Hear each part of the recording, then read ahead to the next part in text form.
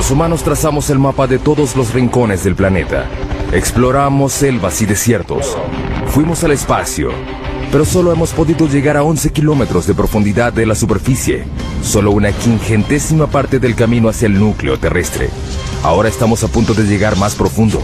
Haremos un viaje al corazón del planeta para alcanzar la última frontera, donde los árboles se abren camino a través de rocas para encontrar agua, donde formas extrañas de vida habitan ambientes mortales y se construyen rascacielos sobre la arena, donde las minas alcanzan el tamaño de una ciudad y donde fuerzas enormes siguen dándole forma a la Tierra. Acompañaremos a científicos, ingenieros y aventureros mientras investigan, exploran y desafían los misterios que yacen debajo. Viaje al centro de la Tierra. Para llegar al centro de la Tierra, hay que hacer un viaje de 6.437 kilómetros a través de los 3 distintos estratos subterráneos. El primero es la corteza terrestre, un estrato superficial y frágil que tiene 32 kilómetros de profundidad. Imagínense que la Tierra fuera un huevo cocido. Los continentes son 3 veces más delgados que la corteza de este huevo y la corteza oceánica es aproximadamente 10 veces más delgada. La corteza contiene muchas cosas en una profundidad relativamente somera. Zonas de carbón, agua, sal, oro, plata y petróleo que se solapan. Lo interesante de vivir en la superficie terrestre es que sembramos las cosas o las extraemos de minas. Muchas de nuestras cosas provienen del subsuelo de diversas maneras. Bajo la corteza yace un estrato más grueso, el manto, un estrato de roca fundida turbulenta de 2.897 kilómetros. Por dentro, el planeta es una región de roca caliente que hierve a temperaturas y presiones que nadie se puede imaginar. A más de 3.871 grados, el manto se agita constantemente y fractura la corteza que está arriba en placas gigantes denominadas placas tectónicas. A diferencia de los otros planetas, las placas le dan forma a la Tierra. Al moverse unos centímetros al año, las placas se incrustan o se separan dando resultados espectaculares. Tenemos volcanes que hacen erupción en la superficie y terremotos, pero logramos sobrevivir en un equilibrio muy delicado. Los volcanes son una fuente increíble de riqueza y de fertilidad. Los volcanes traen nutrientes y materiales frescos a la superficie terrestre. De ahí obtenemos suelos frescos y buenos. De allí provienen nuestros recursos minerales. Ahí se forman. A 2.897 kilómetros bajo el núcleo externo, el hierro fundido es la clave de nuestra supervivencia. Es un campo magnético del ancho de la Tierra que nos protege de la radiación solar. Necesitamos el campo magnético de la Tierra debido a la violencia intensa de nuestro Sol. Finalmente llegamos al núcleo interno, el ambiente natural más mortal de la Tierra. Al llegar al centro de la Tierra, la presión es 3.6 millones de veces mayor a la de la superficie. Es suficiente para reducir este granito a la mitad de su volumen. Nuestro increíble viaje comienza a unos pocos centímetros debajo de nuestros pies. Si peláramos el estrato más superficial de la Tierra, encontraríamos el mundo de los insectos. El de las hormigas es el más amplio. Este podría ser un hormiguero grande. Las hormigas han construido un sinfín de hormigueros debajo de la superficie de cada continente, excepto en la Antártida. Pueden ver las hormigas que salen de la parte superior. Algunas de ellas transportan algo que parece larvas. Las hormigas han estado aquí desde hace 120 millones de años. Precedieron a dinosaurios como el tiranosaurio Rex. Compartieron la Tierra con el estegosaurio y el triceratops. Superan a los humanos en una proporción de 140.000 a 1. No conozco a ningún otro insecto social que se haya extendido tanto. Es una sociedad que se extiende a lo largo de porciones enormes del ambiente terrestre del planeta. Las hormigas son rápidas. Su velocidad es equivalente a la de un humano que corre a 64 kilómetros por hora. Son fuertes. Pueden alzar 20 veces su propio peso. Es como si un hombre adulto alzara un auto. Sin embargo, lo que más hacen es construir hormigueros. Aunque sorprendente, es una tarea vital para los humanos. Los hormigueros ayudan a que el aire y el agua penetren el suelo y lo mantienen fresco y fértil.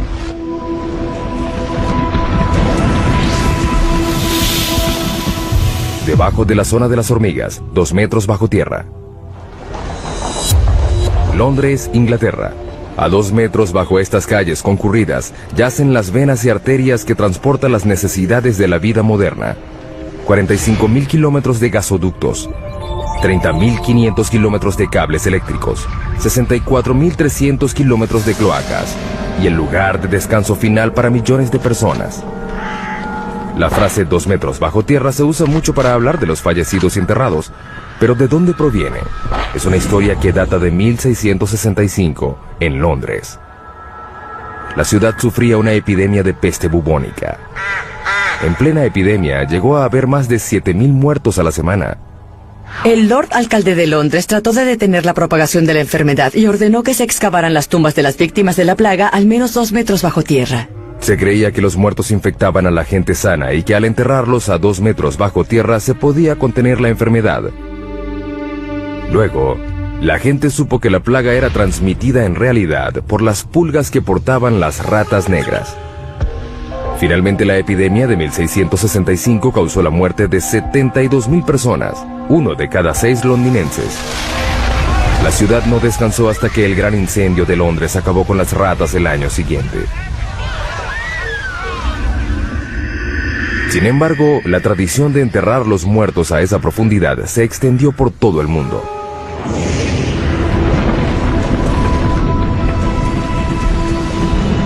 Seguimos bajando. Hemos dado otro pequeño paso en nuestro viaje al centro de la Tierra, 5 metros bajo tierra. Solo una criatura puede vivir a esta profundidad.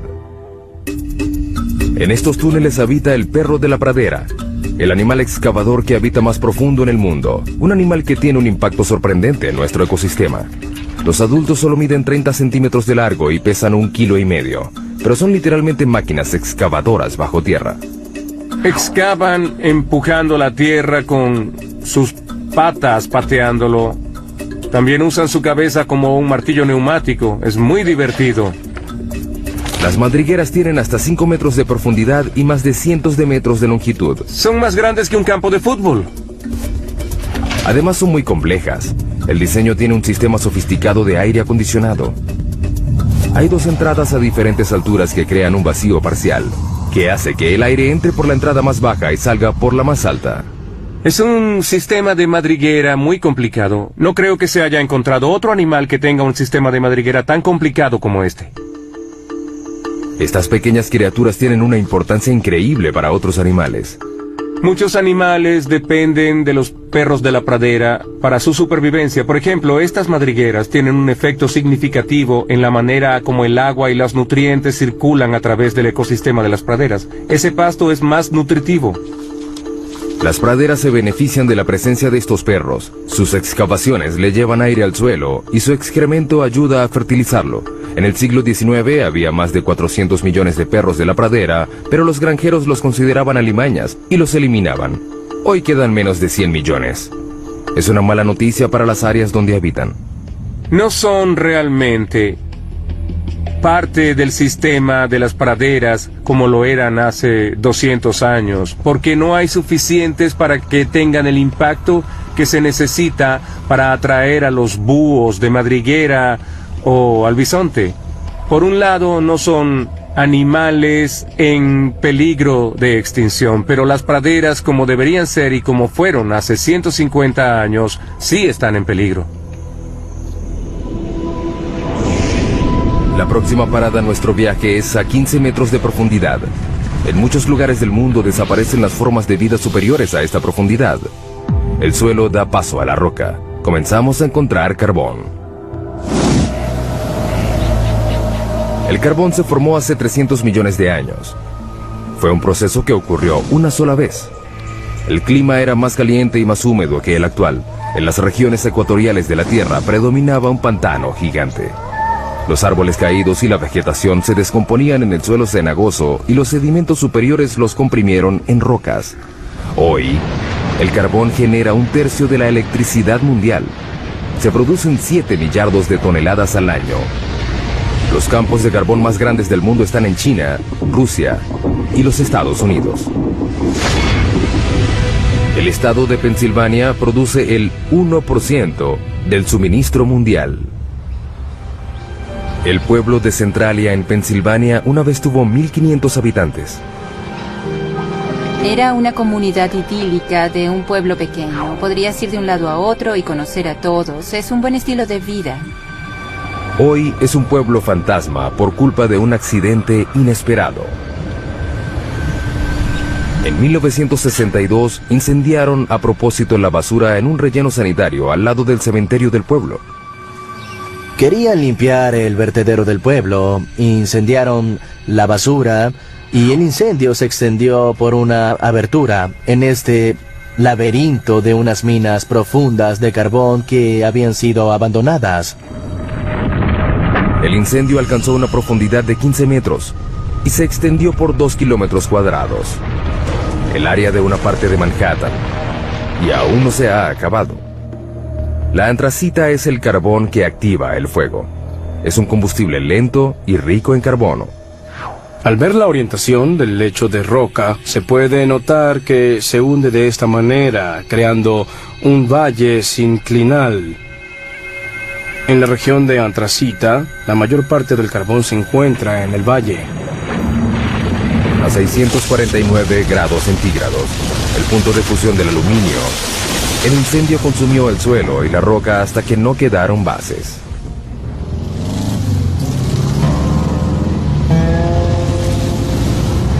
Lo que una vez fue la avenida Locust, la vía principal de Centralia, es en la actualidad una sección de una autopista rural. Es difícil imaginar que esto fue una vez el centro de un pueblo. En esta fotografía vemos cómo era Centralia antes. Estamos en lo que era la estación de servicio de John Codington.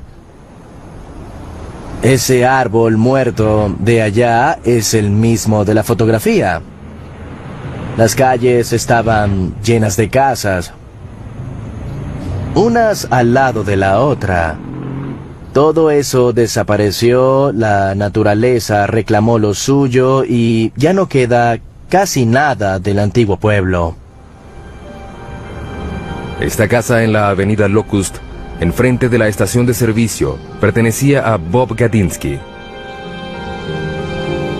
En 1977, mi esposa y yo adorábamos esta casa. Era una comunidad muy unida. Como ven, ya no queda nada más que un monte lleno de maleza.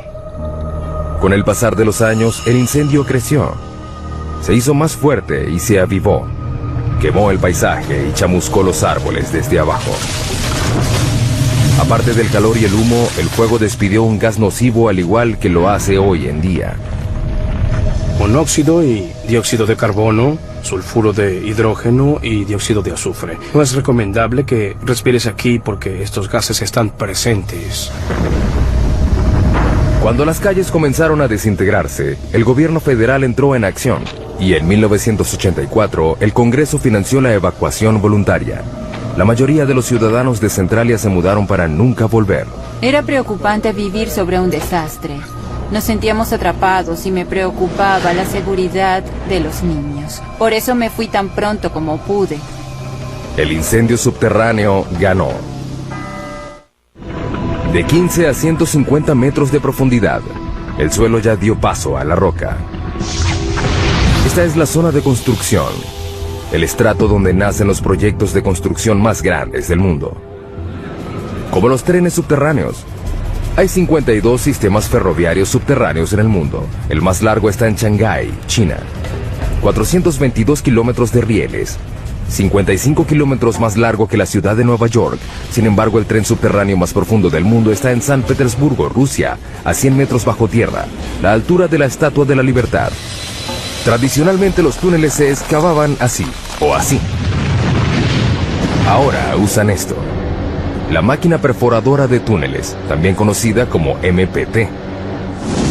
Las MPT se usaron por primera vez en 1956 para excavar la cloaca del río Humber en Toronto.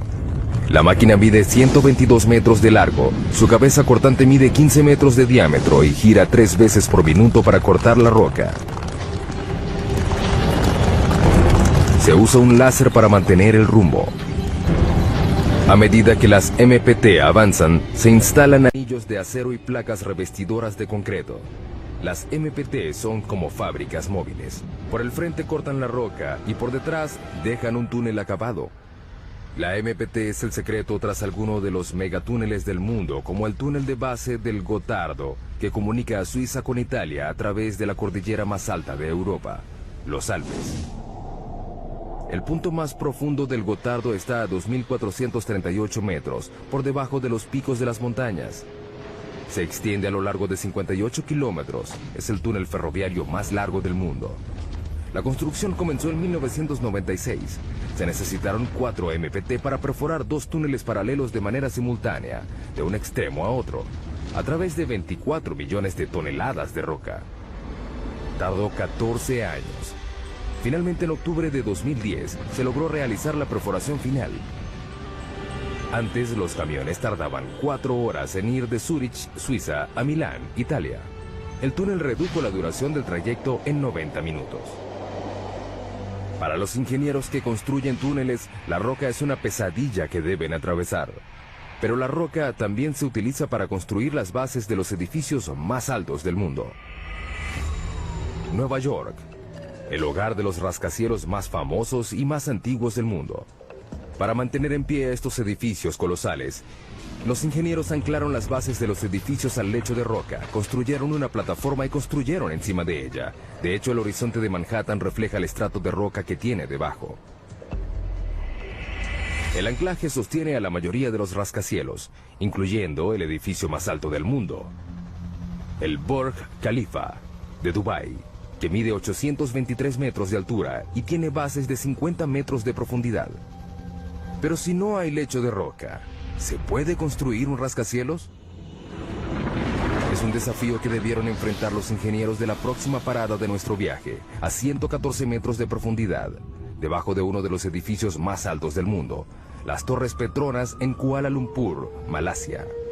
Es increíble que estas enormes torres de concreto y cristal estén sobre arena y no sobre roca. Hemos demostrado que se pueden construir casas en la arena con las técnicas de ingeniería adecuadas. La construcción comenzó en 1996. Se planificaron 2 edificios de 88 pisos y 457 metros de altura. Cada torre pesaría 300.000 toneladas aproximadamente. Al principio la idea era construir las bases en el lecho de roca, pero los topógrafos descubrieron que la roca bajo el lugar de construcción tenía pendientes pronunciadas. Era como un acantilado subterráneo de casi 183 metros.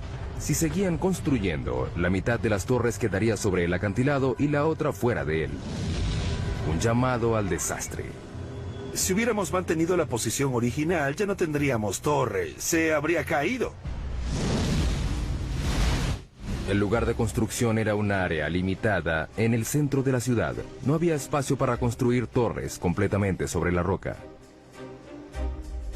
Decidieron más bien alejarlas del lecho de roca completamente. Eso implicaría que las bases tendrían que pasar por el suelo blando a un estrato de arena. Las bases se mantendrían en pie por fricción, la misma fuerza que mantiene un clavo en la madera. El clavo está arraigado a un pedazo de madera de la misma forma como estas pilas de fricción están clavadas en el suelo por debajo de la torre. El equipo de construcción puso manos a la obra. Debajo de cada torre hundieron 104 pilas a 4 metros de distancia entre sí. Era un bosque virtual de concreto y acero. Algunas de las pilas tienen 114 metros de profundidad. En 2011 son las bases más profundas de cualquier edificio en el mundo. La ingeniería subterránea logró lo imposible. 2 torres de 457 metros de altura construidas sobre arena. Desde hace mucho tiempo, los ingenieros han recurrido a la geología para guiarse en su trabajo, pero la geología puede ser impredecible. El término roca da la impresión de que es algo fuerte, pero no siempre es el caso. La roca puede ser muy antigua. Esta roca tiene 1.6 millardos de años. Pero también puede ser vulnerable a un elemento muy simple: el agua de lluvia. A lo largo de millones de años, el agua de lluvia que cae sobre la roca hace que se deforme y se agriete. Estas fracturas pueden ser enormes. Aquí hay una gigante que se extiende por toda esta roca. Finalmente, el agua crea cavernas en las rocas por las que llega a inmensos lagos y ríos subterráneos. Más abajo, el agua satura la roca como una esponja. De hecho, puede haber entre 5 y 10 océanos de agua dentro de las rocas de la Tierra. El 99% del agua dulce líquida del mundo yace en el subsuelo. Las reservas más grandes están en China, Rusia, África y Estados Unidos. El acuífero Ogallala es el más grande de Estados Unidos. Se extiende desde Nebraska hasta Texas. Abarca 450.650 kilómetros cuadrados, el área de Suecia, y alcanza 150 metros de profundidad. Pero en muchos lugares del mundo, el agua subterránea se está acabando. Esto quiere decir que la gente, los animales y las plantas deben ir cada vez más profundo para obtenerla. La próxima parada de nuestro viaje es la raíz más profunda de un árbol a 122 metros de profundidad.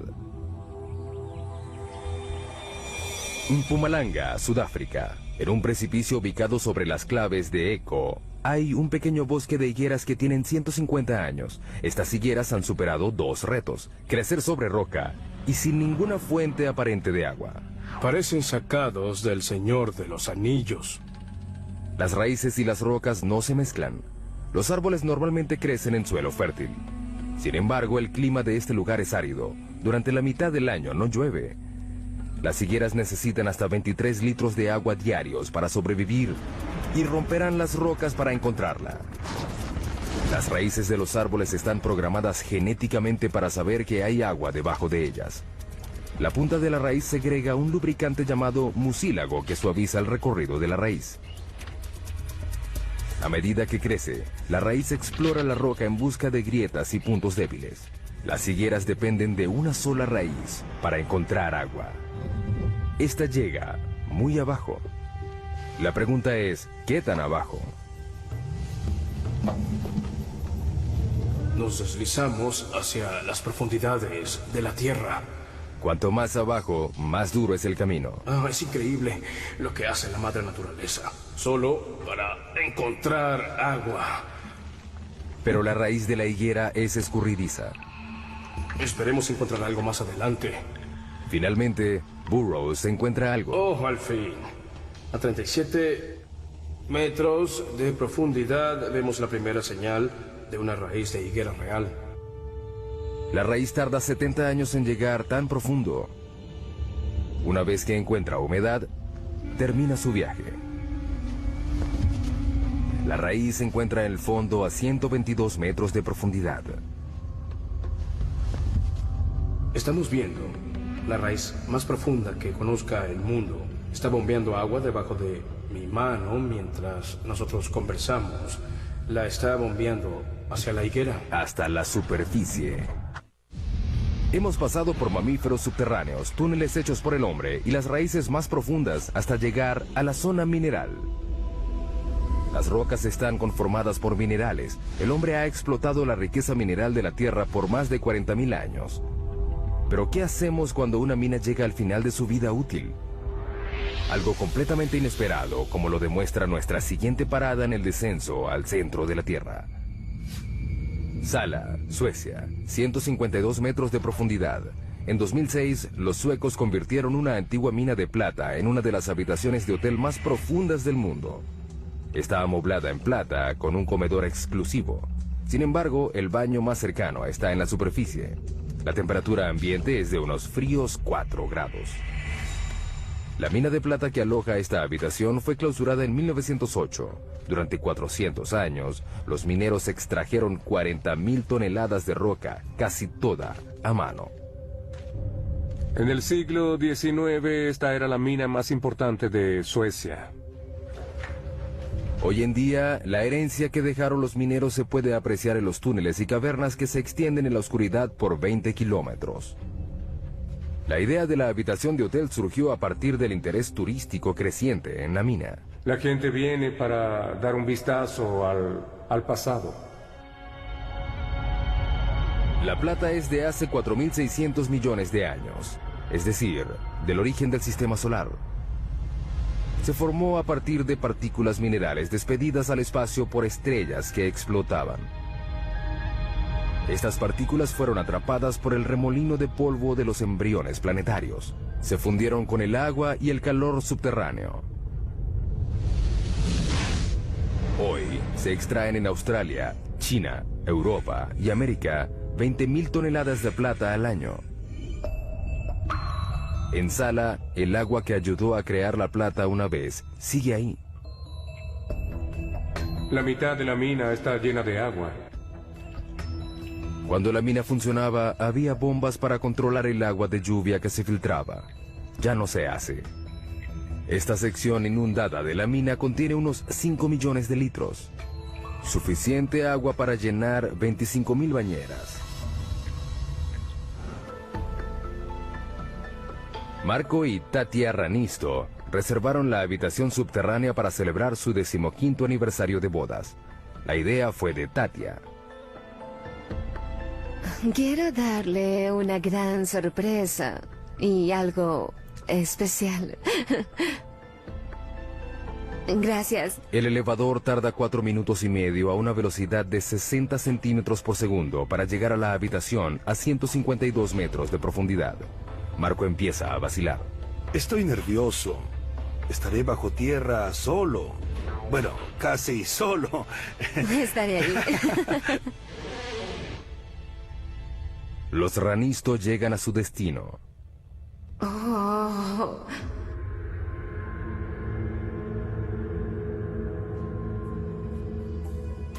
Puedo decir que es increíble. Marco seguía inquieto cuando se sentaron a cenar. Solo me falta el valor para dormir aquí. Al final logra pasar la noche, una noche inolvidable. El agua subterránea es el agente principal de cambio en el subsuelo. No solo reacciona químicamente con los minerales, sino que también crea minerales como la plata. El agua puede derretir la roca, literalmente. Ciudad de Guatemala, 2010. Un temblor repentino hace que la mampostería se derrumbe. Cuando el polvo se despeja, solo queda un hueco gigante de 30 metros de profundidad y 20 metros de ancho. Desapareció una cuadra completa. La ciudad de Guatemala está construida sobre caliza porosa. El agua subterránea puede disolver la roca y dejar una capa superficial frágil que puede ceder sin ninguna advertencia. Es increíble que el colapso solo ocasionara una muerte. Sin embargo, fue la segunda dolina más grande en 3 años en esta ciudad. Las dolinas son aterradoras y a veces mortales. Sin embargo, algunas de ellas pueden proporcionar una gran cantidad de datos científicos. Próxima parada de nuestro viaje, también en América Latina. A 335 metros de profundidad.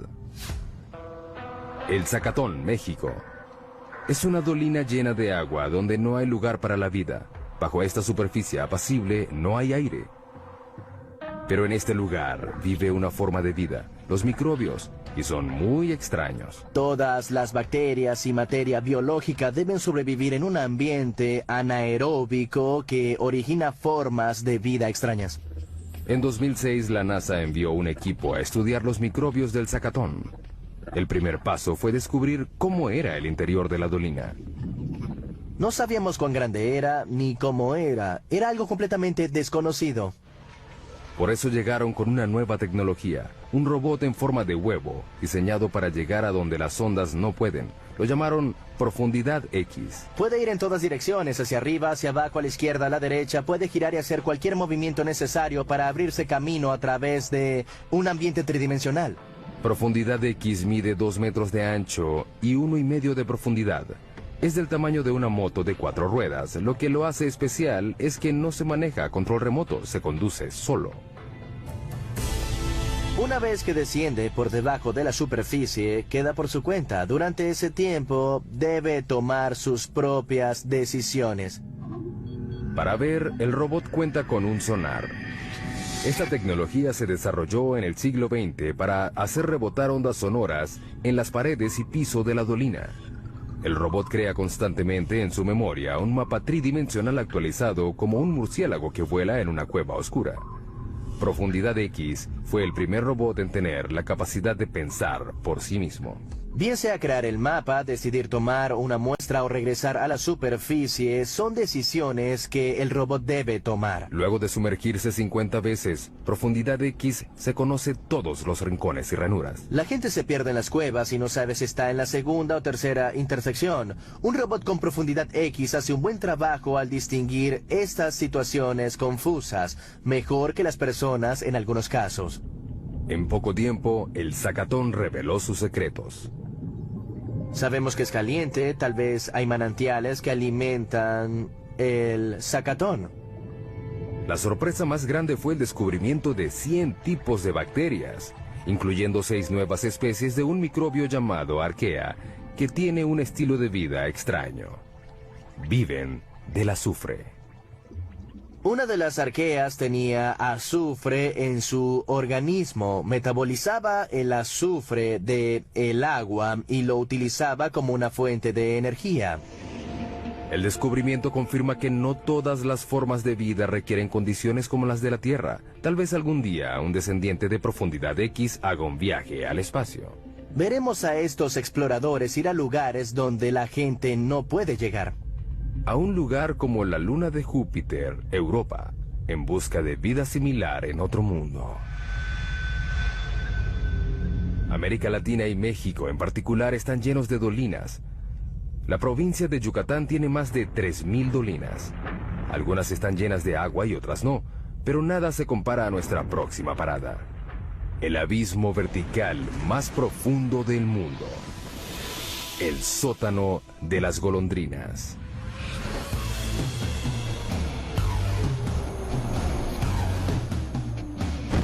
Para cierto tipo de paracaidistas, este lugar representa un reto único.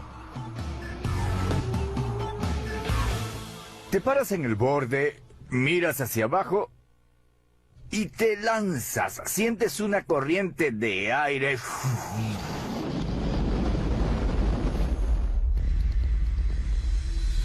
427 metros de profundidad, 38 metros de ancho en la parte superior. Se extiende a lo largo de 2,5 hectáreas. Este abismo tiene las mismas dimensiones del edificio Empire State. El sótano de las golondrinas recibe este nombre por las aves que anidan a lo largo de las paredes del lugar.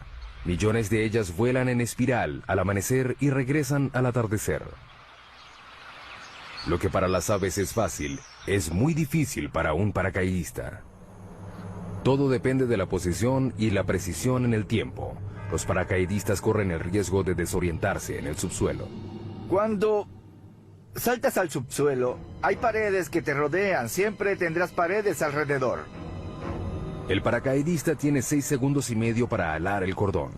Si lo hace muy tarde, el paracaídas no tendrá tiempo para desplegarse. La velocidad de caída es de 37 metros por segundo.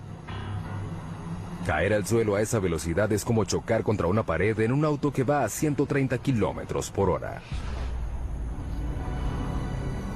¿Qué hacen a la hora de regresar? Nos enganchamos a una cuerda de extracción que está atada a un cabrestante. Podemos sacar a 2 paracaidistas en 10 minutos y repetimos el proceso. Seguimos descendiendo al centro de la Tierra y ahora buscamos minerales. Nuestra próxima parada es la mina de sal más grande del mundo que está en Ontario, Canadá. La mina de Sifto, ubicada a 549 metros de profundidad. La sal es un tipo de roca compuesta de sodio y cloro. Es lo que queda de los océanos antiguos que cubrieron una vez la Tierra y se evaporaron a raíz del cambio climático. Un adulto promedio necesita consumir una cucharada de sal al día para evitar enfermedades, caer en coma e incluso evitar la muerte. Por eso no nos debe sorprender que las primeras minas de sal se abrieron hace 14.000 años en lo que hoy en día es Austria. Los mineros extraen 260 millones de toneladas de sal al año en todo el mundo. Los yacimientos más grandes de sal están en China, Rusia y Canadá. La mina de Sifto fue abierta en 1959. Está ubicada a 500 metros por debajo del pueblo de Goderich, Ontario, y se extiende por debajo del lago Huron. La mayoría de las minas consisten en túneles pequeños sostenidos por vigas y pilares llamados puntales. Sifto es más bien una ciudad subterránea. Sus cavernas se extienden por 8 kilómetros cuadrados. Es decir, un área del tamaño del centro de Manhattan. Tiene incluso sus propias tiendas y oficinas. Donde el techo comienza a hacerse más bajo, los mineros saben que se acercan al lugar donde estas sierras eléctricas gigantes trabajan. Abrimos túneles de 4 metros de alto y 18 de ancho. Las hojas de 3 metros de largo cortan la roca. Las hojas de sierra giran 1500 veces por minuto. El aire está lleno de polvo. El ruido es abrumador y está a punto de empeorar. Perforamos y explotamos las cabeceras de mina de 18 metros de ancho y 18 metros de alto. Son cuevas enormes.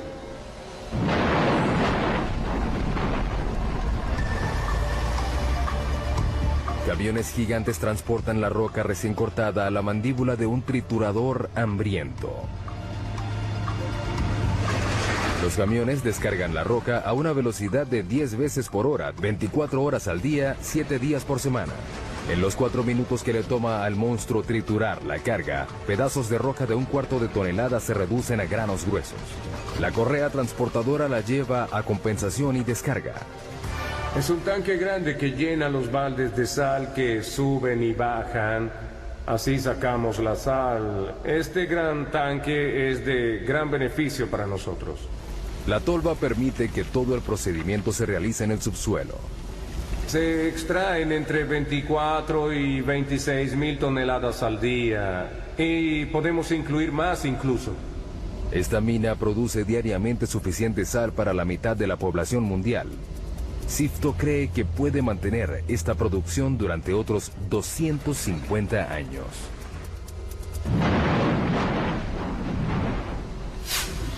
Ahora iremos 183 metros por debajo de la mina de Sifto, a otra mina de sal, en Sondershausen, Alemania.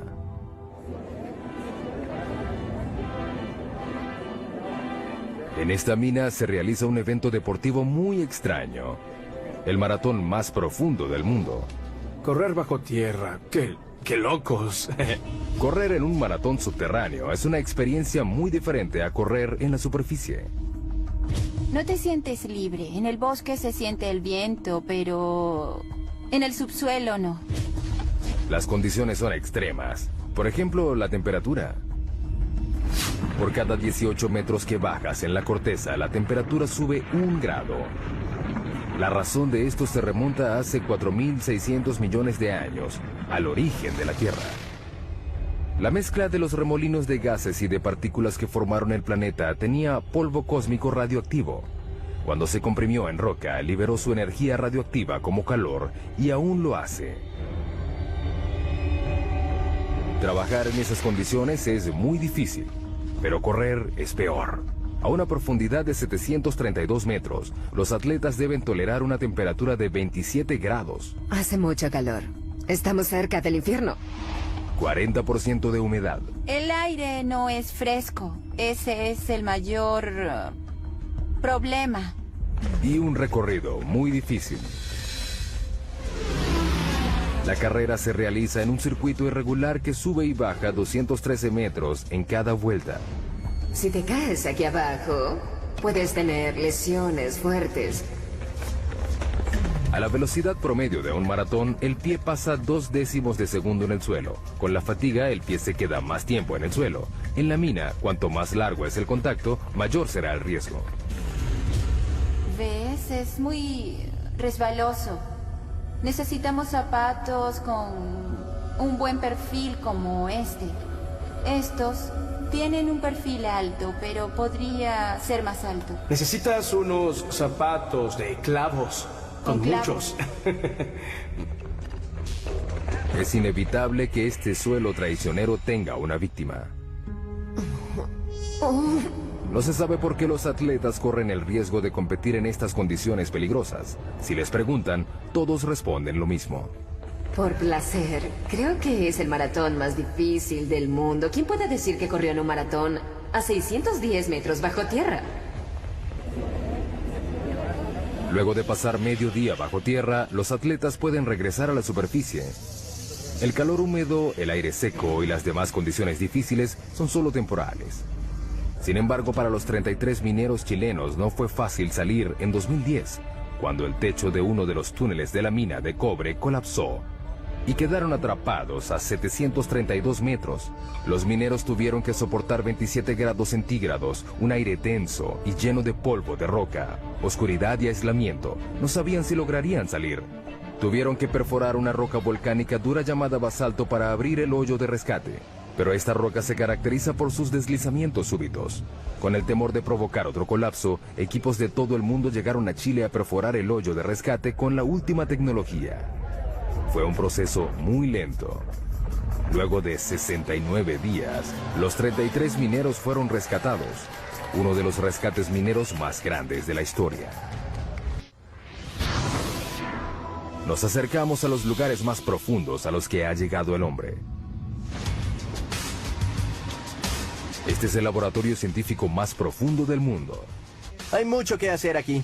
El observatorio Sudbury Neutrino, o Snow Lab, queda a 2 kilómetros por debajo de la región central de Ontario. Hay 2 experimentos en curso, uno que está en la etapa final de la puesta en marcha y otros 3 grandes experimentos que están en construcción. Los científicos de Snow Lab están buscando algo que solo se puede ver a 2 kilómetros de profundidad. Unas partículas diminutas de materia cósmica denominadas neutrinos. Son tan pequeñas que 200 cuatrillones de ellos cabrían en un grano de arena. 200 cuatrillones tiene 26 ceros. No es de sorprender que los neutrinos sean muy livianos. Son partículas increíblemente livianas que normalmente pasan inadvertidas por la Tierra. Los científicos descubrieron los neutrinos en 1956. Están por todo el universo.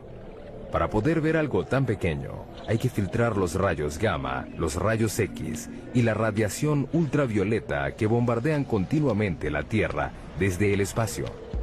Hay que probar que no haya radiación convencional que interfiera en las señales que estás esperando, y para ello se necesita mucha protección radiológica.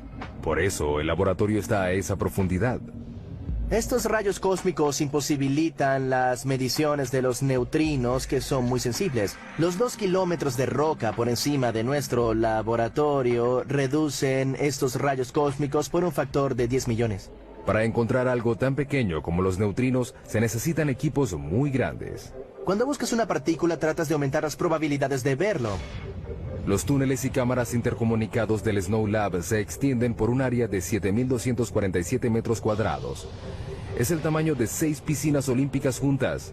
Parece una estación espacial y no un laboratorio subterráneo. La construcción del laboratorio tardó 18 años y costó aproximadamente $70 millones. Los neutrinos dejan una estela fugaz de luz cuando pasan a través de ciertas sustancias. Esta caverna una vez tuvo 60.000 toneladas de roca. Ahora aloja a esta esfera de 12 metros. La esfera contiene 757 litros de agua pesada. Es un tipo de agua natural que es más sensible a los neutrinos porque su peso molecular es mayor. El neutrino causa una reacción que genera luz. Esta luz reacciona con los fotodetectores. Así podemos descubrir su energía y su dirección.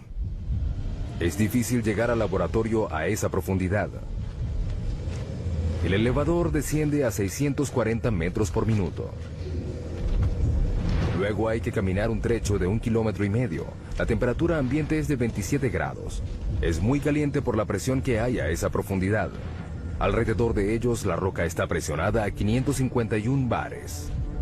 500 veces más que la presión de aire en la superficie. El reto para abrir el laboratorio fue crear un ambiente puro bajo tierra.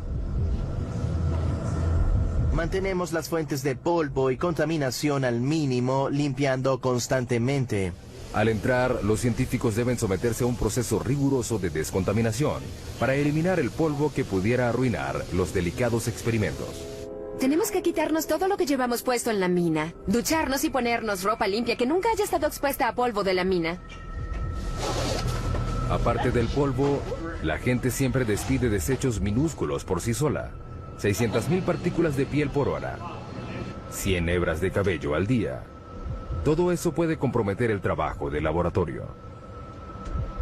Una vez adentro, los científicos deben someterse a más procesos de limpieza y revisión.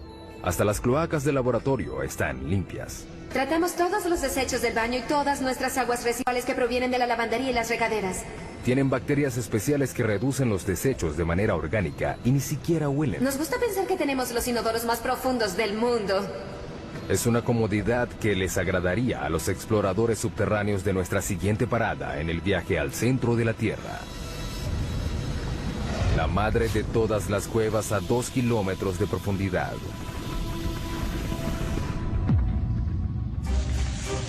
Estos exploradores de cuevas polacos esperan llegar más profundo de lo que haya llegado cualquier otro. Están entrenando para descender a J2, una parte del sistema de cuevas de Cheve, en México.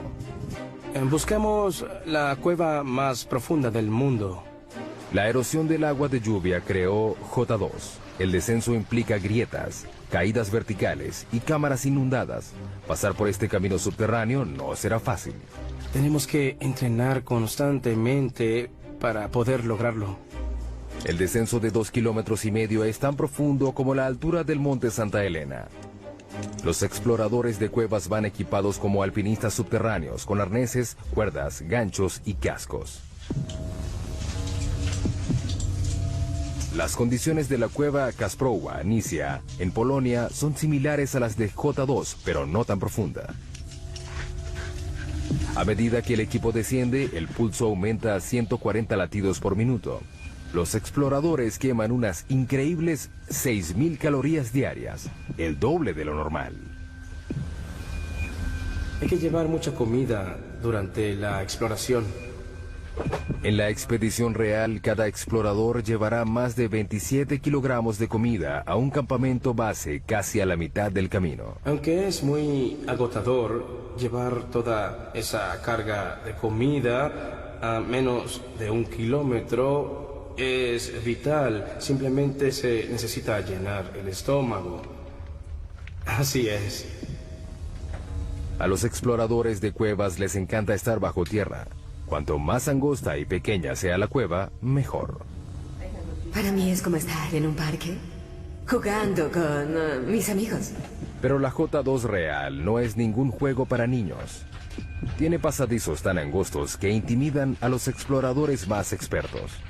Soy de baja estatura y no me va mal en lugares angostos, pero no voy a lugares así. Creo que no me gustaría. No me gustaría. Para analizar las grietas, los exploradores necesitan emplear toda su experiencia y sus habilidades.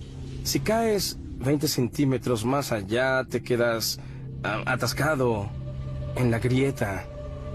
Sería fatal, porque los rescatistas no pueden llegar tan profundo. El descenso continúa. Los exploradores siguen adelante. Vas a lo profundo. A medida que vas descendiendo, debes olvidarte de salir. Debes seguir adelante. El mayor reto de J2 es el agua. La cueva desciende a través de una serie de cámaras inundadas llamadas sumideros. Pasas 3 días gateando, saltando, escalando y descendiendo para llegar al pasadizo inundado de agua que debes atravesar con los equipos de buceo. Que comience el juego. Si llueve mientras están bajo tierra, el equipo corre el riesgo de quedar atrapado. En la última expedición a J2, 2 equipos quedaron atrapados en la cueva. Mientras el entrenamiento avanza, los exploradores ansían el regreso a México. Éramos un equipo de 6 personas, descubrimos la entrada de la cueva y sentimos que es nuestra. A esta profundidad hay agua y aire, pero no hay sol. Por eso, los exploradores de cuevas casi no encuentran seres vivos.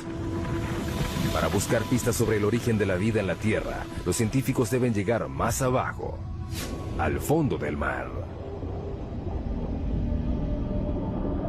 Por todo el fondo del mar hay agua que transporta vida microbiana. Cerca de la costa de Vancouver, Columbia Británica, el sumergible Alvin entra al agua.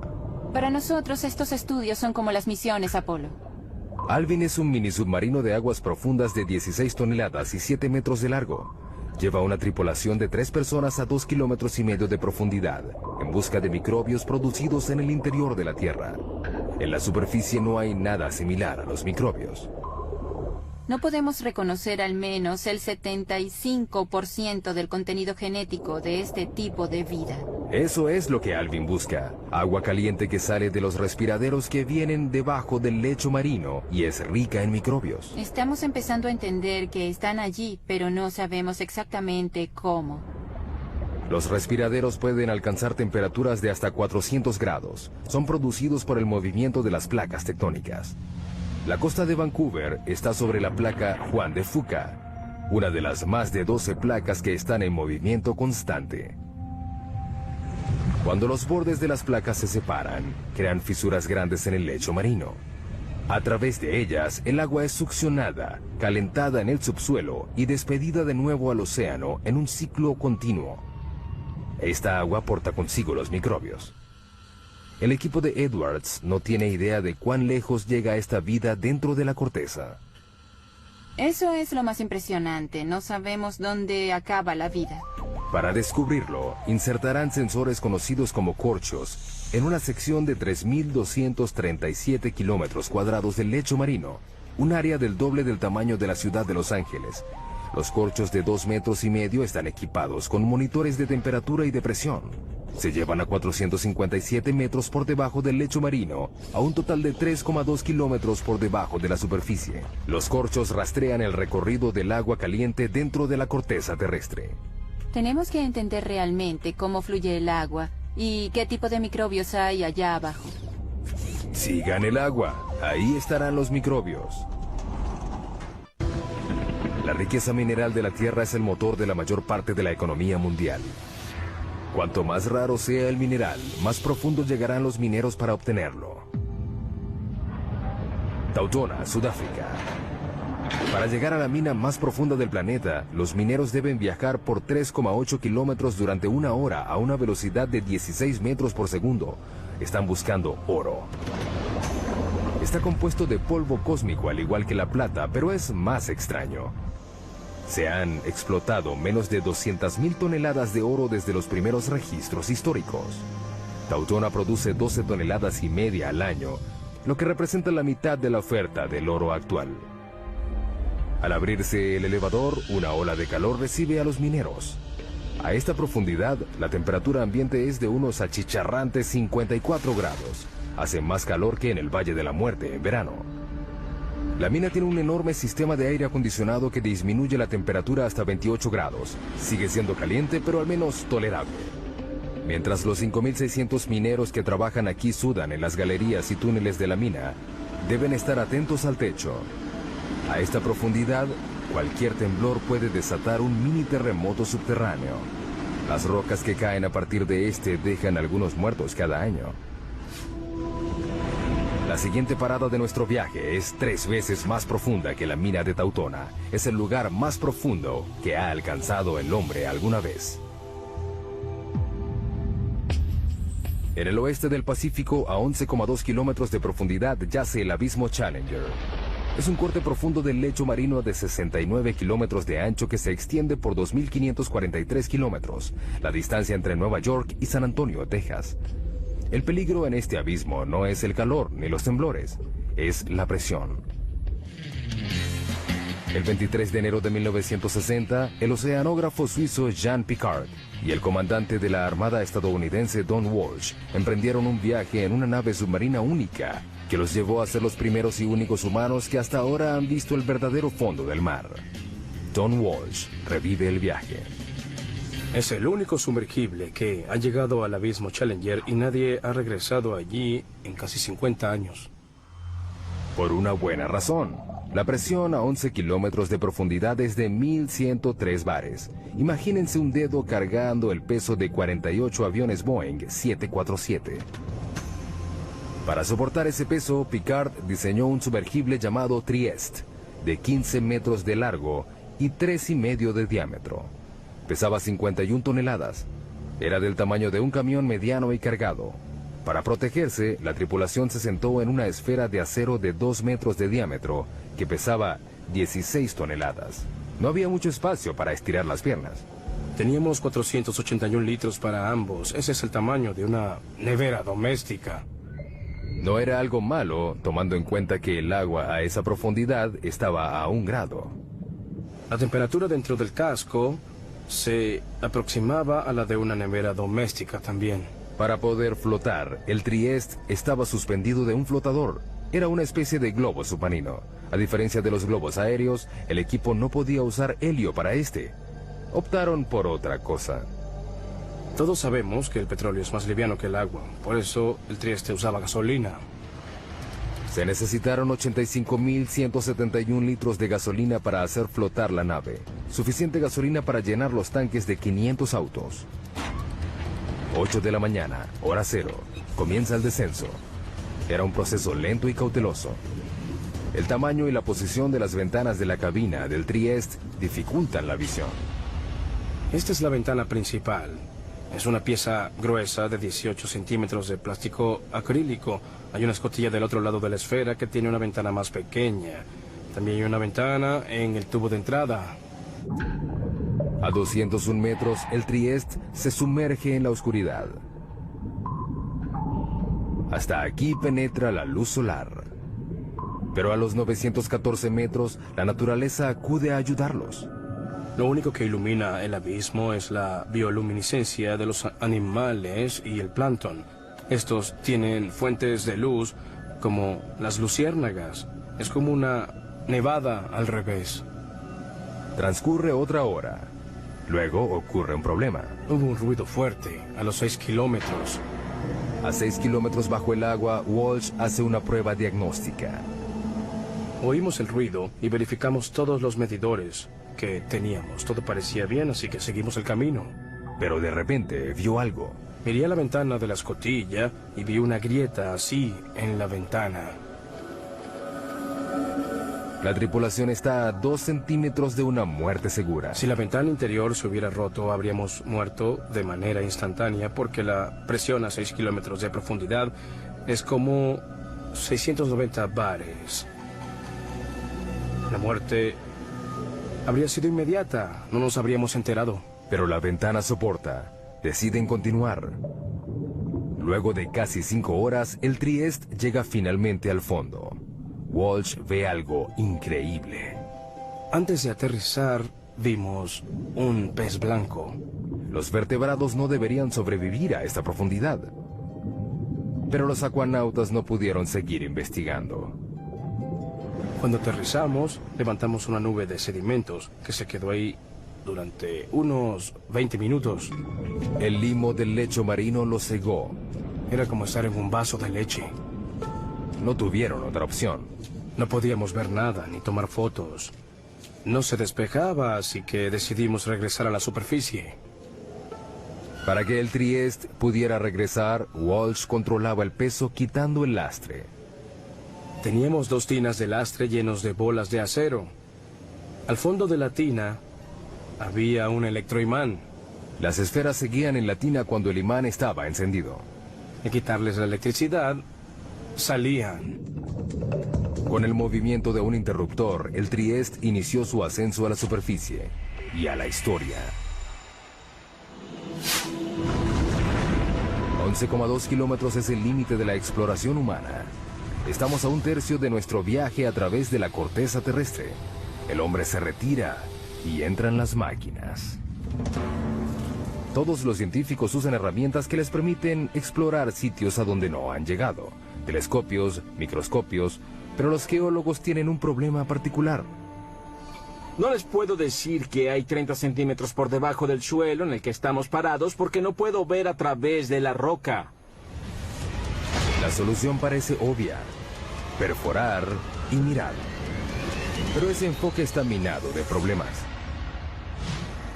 Península de Kola, noroeste de Rusia, 1989. En un lugar azotado por el viento y que rodea el círculo polar ártico, los científicos se embarcan en un plan ambicioso. A un alto costo se perforó un hoyo profundo para tratar de llegar al límite entre la corteza terrestre y el manto. Son 35 metros de profundidad. Para reducir la fricción, utilizaron un método de perforación nuevo.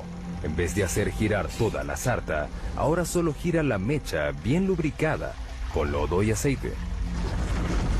A 6,4 kilómetros encontraron fósiles de plancton antiguo de 18 millones de años en un estado de preservación sorprendente. A 11 kilómetros encontraron roca de 4.400 millones de años. El zircón, el mineral más antiguo del planeta. Pero con cada metro que perforan, la temperatura aumenta. A los 12 kilómetros la temperatura alcanza 299 grados. La perforación se detiene de repente. La temperatura aumenta rápidamente a medida que entras al planeta. Cuando perforas hoyos muy profundos, el metal de tu taladro comienza a derretirse. Durante los 14 años siguientes se intentó reanudar la perforación, pero todo fracasó. No tenemos equipos ni los materiales que soporten las temperaturas y las presiones que hay a decenas de kilómetros de profundidad. El hoyo súper profundo fue abandonado en 2003. ¿Qué hacen los geólogos si no pueden perforar?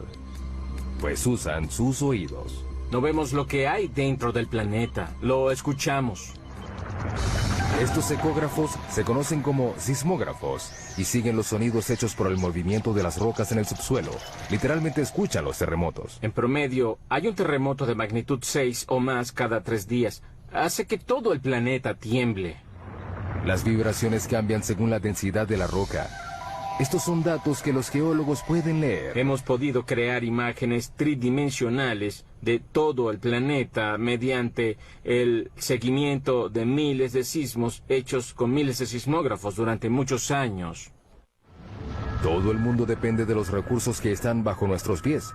La próxima parada de nuestro viaje es en el campo petrolero más profundo de los Estados Unidos, a 11,2 kilómetros por debajo del Golfo de México. Cuando están en operación, más de 6.000 plataformas petroleras explotan las costas de Texas y de Luisiana con la capacidad de suministrar el 25% del petróleo estadounidense. Pero no es fácil de encontrar. Está a 1,5 kilómetros bajo el agua y a 10 kilómetros dentro de la roca. A medida que se va dificultando el hallazgo de petróleo y gas, se van perforando hoyos cada vez más profundos en aguas cada vez más profundas. Se está desarrollando una revolución en la perforación en aguas profundas en las costas de Egipto, África Occidental, Brasil y el Golfo. Es impresionante que tengamos la tecnología para perforar tan profundo. Pero la tecnología tiene limitaciones. En la primavera de 2010, una plataforma llamada Deepwater Horizon perforaba un pozo relativamente somero de 7 kilómetros de profundidad en el campo Macondo, a 80 kilómetros de la costa de Luisiana. 20 de abril, 10 de la noche, la plataforma es sacudida por una explosión. A 56 kilómetros de distancia se avista una bola de fuego. Mueren 11 trabajadores petroleros y hay 17 heridos. En el lecho marino a 1,5 kilómetros, el cabezal de pozo roto descarga hasta 60.000 barriles de petróleo diarios. Un barril tiene 159 litros. Es como 450 camiones cisterna al mar. Aproximadamente se derramaron 5 millones de barriles de petróleo. Ha sido el peor derrame petrolero en Estados Unidos. ¿Pero qué fue lo que sucedió? Deepwater Horizon ya había perforado pozos a 11 kilómetros del fondo del campo petrolero del Golfo durante el otoño anterior en otro lugar. En comparación, la perforación en Macondo era casi rutinaria, pero las apariencias engañan. El Golfo es uno de los lugares más difíciles de perforar. La plataforma continental, en 1,5 kilómetros, se transforma de manera abrupta en una serie de arrecifes pronunciados, valles con cañones y volcanes de lodo de hasta 152 metros de altura. La geología es muy complicada. El petróleo debajo de este lecho marino accidentado se extiende por una grieta de roca de 35 millones de años y 244 metros de grosor. Está atrapado bajo una presión enorme, 100.000 veces mayor a la superficie. El peso de la roca superior presiona hacia abajo. Eso aumenta muchísimo las presiones en el fondo del pozo. Además de la presión, los perforadores se pueden encontrar con bolsillos potencialmente peligrosos de gas metano congelado, conocidos como hidratos. Si perforas uno por accidente, puede ser un gran problema. Al calentarse por la fricción de la perforación, el metano explota en el pozo y libera cantidades enormes de volumen de petróleo. Muchos investigadores le atribuyen la causa de la tragedia del Deepwater Horizon a un bolsillo de metano congelado. La tecnología convencional de barrido no siempre puede identificar estos bolsillos. Es un desafío para la exploración petrolera. La gente no sabe cuánto porque es muy difícil crear la imagen sísmica. Ahora despliegan una nueva generación de sensores de lecho marino para ayudar a detectar el gas congelado antes de que se convierta en una amenaza. Lo lanzamos al agua por un lado del barco y dejamos que se hunda hasta el fondo del mar con un ancla de concreto pesado. Se queda allí durante varios días o varios meses. A diferencia de los sismógrafos convencionales, este sensor de lecho marino no mide las ondas sonoras generadas por el movimiento de las placas tectónicas de la Tierra, sino que detecta la electricidad. Medimos las propiedades electromagnéticas del lecho marino y su conductividad eléctrica. La electricidad proviene del campo magnético de la Tierra. Cuando encuentra radiación solar en la atmósfera superior, genera una corriente global dentro de la corteza que alcanza el núcleo externo. Sin embargo, es débil. Medimos menos de 1 nanovoltio en el lecho marino. Las señales que nos interesan son pequeñas. La corriente fluye a través de distintas rocas según la facilidad que tengan estas de conducir o resistir la electricidad. Mediante la medición de esta corriente, los sensores proporcionan una imagen más detallada de lo que hay dentro de la roca. Además, distingue un buen conductor eléctrico como el agua y uno malo como el petróleo. Esto es bueno porque evitas perder el tiempo perforando un pozo de agua salada que te cuesta $100 millones.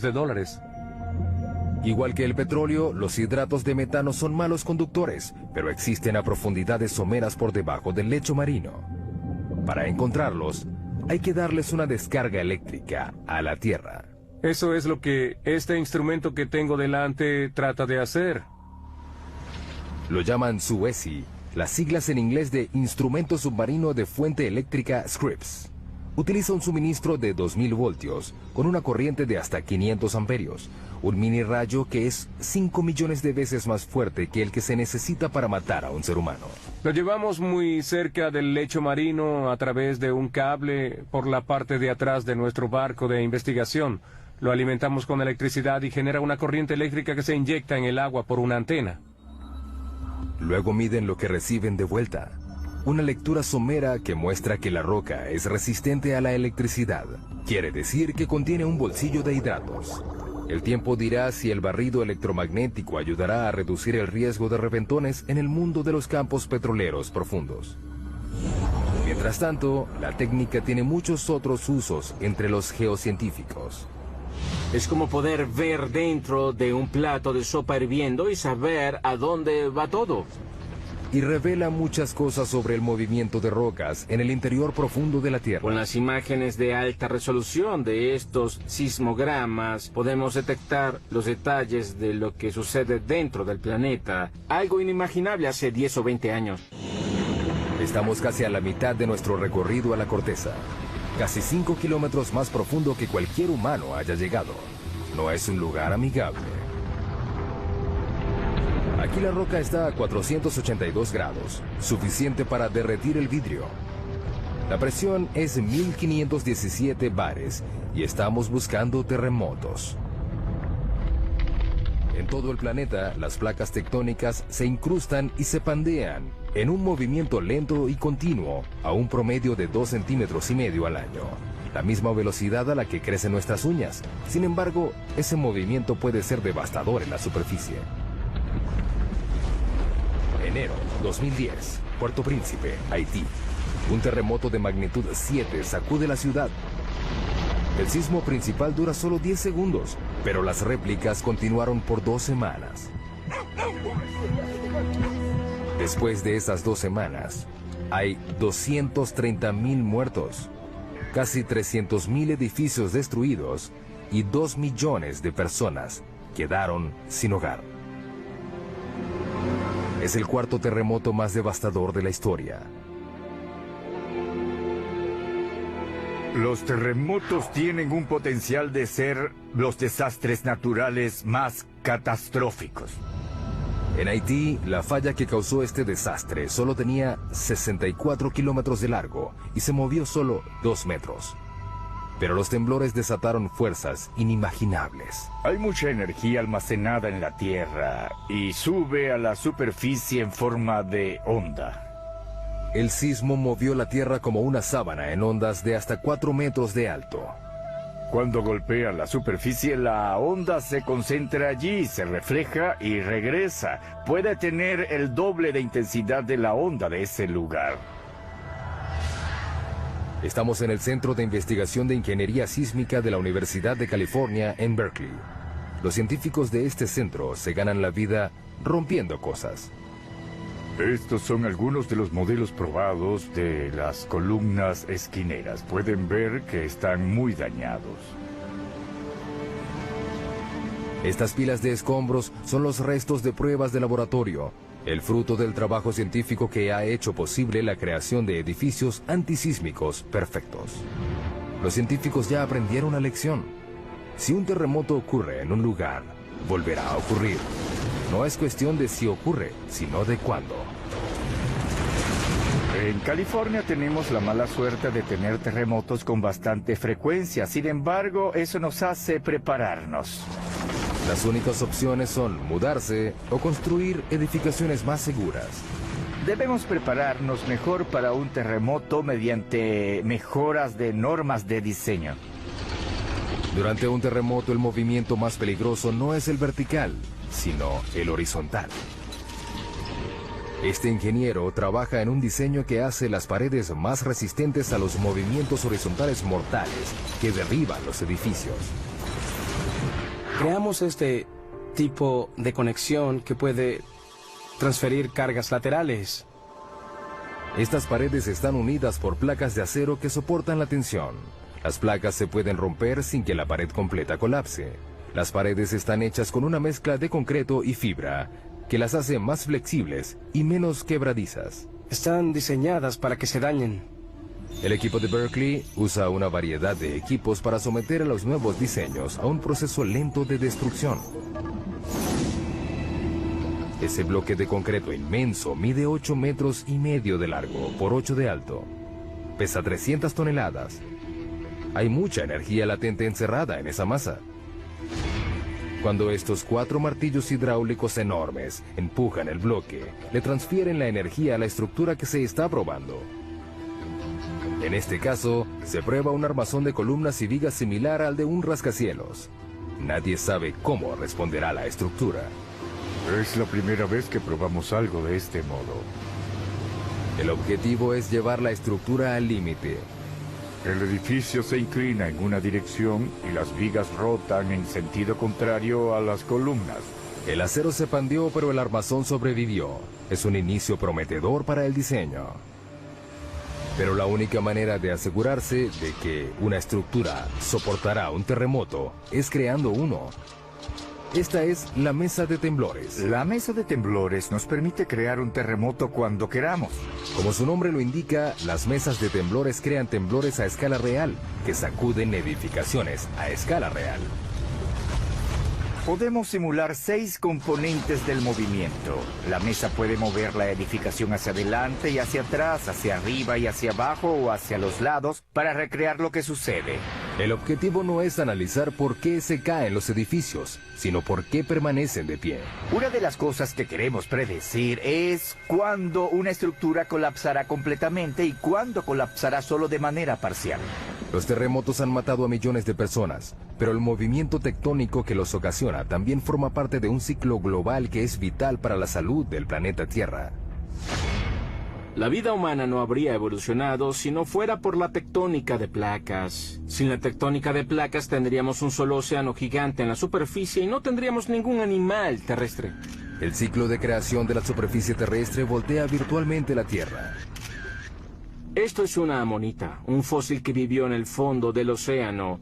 Lo impresionante de esta roca es que proviene de la base del monte Everest. Lo más impresionante de todo esto son las fuerzas que la trajeron a la parte de arriba del planeta, que debieron ser enormes e increíbles.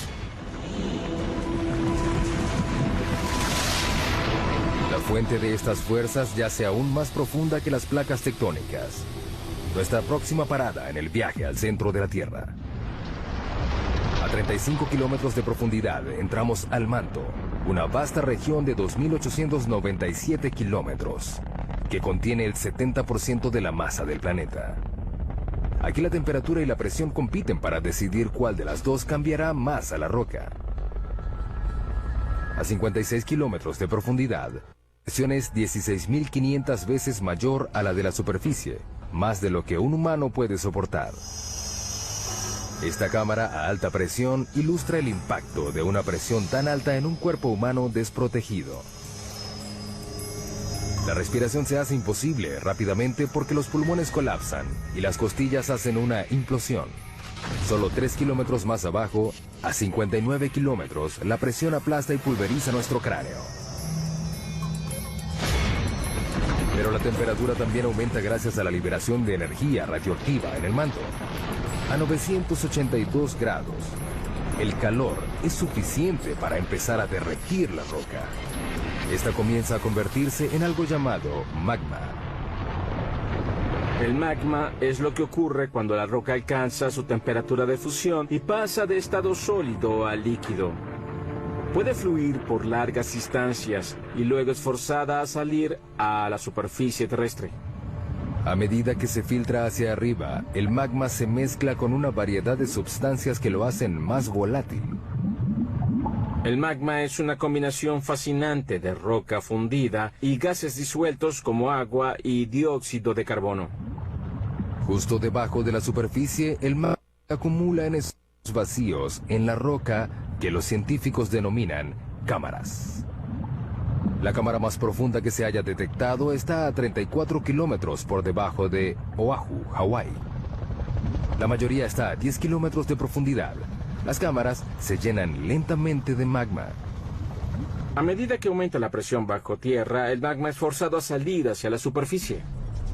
Con el tiempo llegan al punto de explosión y causan las erupciones volcánicas. Una de las imágenes más potentes del interior de la Tierra es esos lugares donde el interior se vuelve superficie, como en los volcanes. 500 millones de personas en todo el mundo viven cerca de un volcán. Una sola erupción puede resultar catastrófica. Los volcanes pueden borrar en un momento lo que ha tomado decenas de millones de años en crearse. Las erupciones ocurren sin advertencia, su temperatura es mayor a 500 grados y son prácticamente indetenibles. Abril 2010. El volcán Eyjafjall hace erupción en Islandia. Liberó 99 millones de metros cúbicos de ceniza volcánica, suficiente ceniza para llenar 40.000 piscinas olímpicas. Una nube de cenizas de 9 kilómetros de alto se liberó. Se esparció por 1.800.000 kilómetros cuadrados, un área más grande que Alaska. La erupción hizo que se suspendieran los vuelos en el hemisferio norte durante 6 días que dejaron varados a más de 1 millón de pasajeros diarios. Los servicios normales tardaron un mes en reanudarse. En nuestro viaje al centro de la Tierra, nos acercamos al núcleo externo, una zona de 2.100 kilómetros de hierro fundido, atrapado entre el manto y el núcleo interno sólido. Para llegar aquí, hemos viajado a través de agua y roca, combatido con la temperatura y la presión, y revelado los secretos subterráneos que le dan forma a nuestras vidas. Pero nos queda un misterio por resolver. ¿Qué hace que la Tierra sea magnética? El campo magnético de la Tierra se extiende por 72.400 kilómetros en el espacio. Este protege al planeta de la fuerza completa de la radiación solar. Una sola erupción solar que dure 2 horas esparce 10.000 millones de toneladas de partículas radioactivas. Son suficientes para darle electricidad a Estados Unidos durante 10.000 años, o para evaporar nuestra atmósfera. Sin el campo magnético que las desvía, las partículas solares extinguirían la vida en la Tierra. Necesitamos el campo magnético de la Tierra debido a la intensa violencia de nuestro Sol.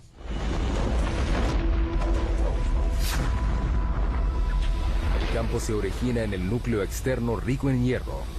Nuestra próxima parada a 2.897 kilómetros de profundidad. Aquí la temperatura es de 4.427 grados, suficiente para superar la presión rígida y fundir el hierro. A medida que se mueve, el hierro fluyente genera electricidad. Los científicos denominan esto como el efecto dínamo. El efecto dínamo consiste en generar campos magnéticos a partir del movimiento. Pero uno de los grandes misterios es cómo los movimientos del hierro fundido que está bajo la superficie genera un campo magnético. No sabemos cómo la turbulencia del metal líquido origina un dínamo. Es un movimiento de convención turbulento y desordenado. Esta esfera gigante puede darnos algunas respuestas. Es un modelo mecánico de la Tierra. Es parte de un experimento de la Universidad de Maryland que busca descubrir por qué la Tierra es magnética. La esfera tiene 7 metros de ancho, pesa 23 toneladas y rota a una velocidad máxima de 130 kilómetros por hora. Tratamos de obtener velocidades tan altas como sea práctico, para así intentar simular las condiciones del planeta. El núcleo externo está hecho del mismo material de la esfera, el hierro, un buen conductor eléctrico. El núcleo interno ya es magnético, pero es débil. Nadie sabe exactamente por qué, pero al igual que un dínamo gigante, la corriente que se mueve a su alrededor crea un campo magnético. Por supuesto, Lathrop no puede reproducir las condiciones reales del núcleo externo. No podemos ir al núcleo, por eso no podemos ver directamente qué sucede. Pero cree que puede aproximarse. Debe llenar la esfera de 3.220 metros cúbicos de un líquido. Hasta ahora solo ha usado agua, pero ha planificado usar sodio líquido hirviendo. El sodio es inflamable, debemos manejar los riesgos de incendio con cuidado. Pero es lo único aparte del hierro fundido que puede hacer el trabajo. El sodio tiene la ventaja de que se derrite a una temperatura relativamente baja y es un excelente conductor comparado con el hierro líquido. La esfera es el último de una serie de experimentos. Comenzamos construyendo experimentos del tamaño de la mano, que luego pasaron al tamaño de una pelota de básquetbol y luego del tamaño de, no sé, una pelota de medicina. Es el más grande hasta ahora, pero al igual que el campo magnético de la Tierra, nadie sabe cómo funcionará el experimento. Ninguno de los experimentos previos generaban su propio campo magnético. Ahora tenemos todos los ingredientes que se necesitan para un dinamo.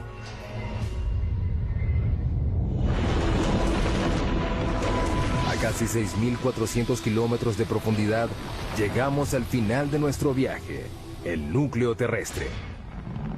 Es una masa de hierro de 2.400 kilómetros de ancho y un área superficial un poco mayor a la de América del Sur.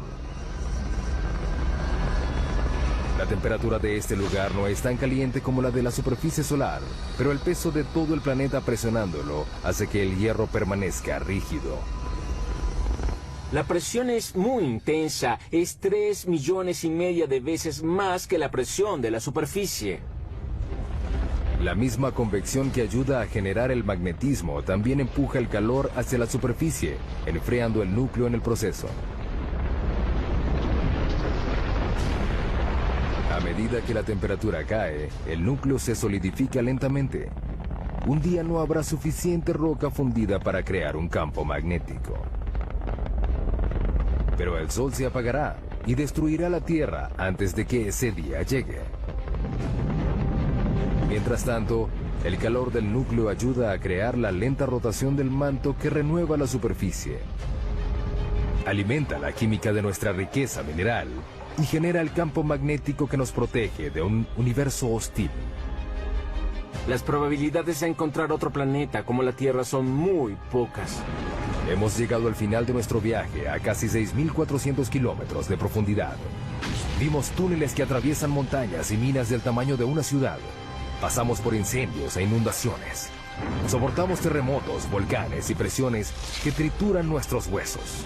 Finalmente descubrimos el secreto más profundo de la Tierra, que lo que ocurre debajo es lo que realmente la mantiene viva.